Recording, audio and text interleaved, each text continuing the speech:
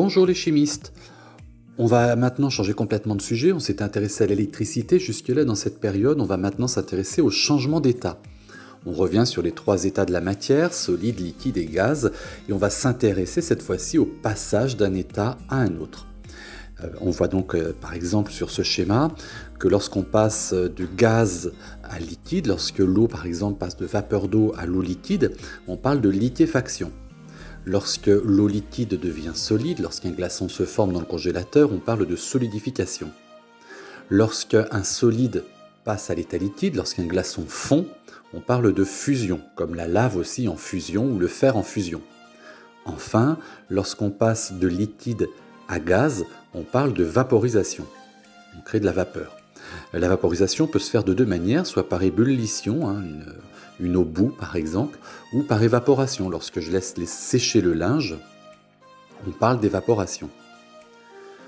On s'intéresse aussi à la température lors d'un changement d'état. On va s'intéresser donc à la mesure de la température en degrés Celsius, un rond avec un C majuscule, grâce à un thermomètre. Donc on mesure la température en degrés Celsius grâce à un thermomètre. On pourra remarquer que pendant le changement d'état d'un corps pur, c'est-à-dire de l'eau pure par exemple, on ne comparerait pas avec l'eau salée. L'eau salée n'est pas un corps pur, l'eau sucrée non plus. Mais si on s'intéresse à un corps pur, de l'eau pure par exemple, on peut voir que la température va stagner lors du changement d'état. Elle reste la même.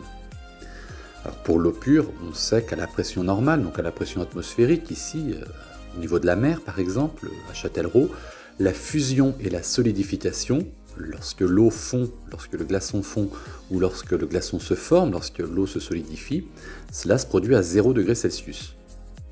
De la même manière, l'ébullition se produit à 100 degrés Celsius quand l'eau bout. On va s'intéresser à une activité. La leçon nous précise, je viens de le dire, que lorsqu'un corps pur change d'état, la température stagne, elle reste la même. Le but de l'activité qui va nous occuper pendant plus de 2 heures, donc le reste de temps après avoir noté le cours et les 2 heures qui vont suivre, le but de cette activité est de montrer expérimentalement ce fait, le fait que la température stagne lors d'un changement d'état.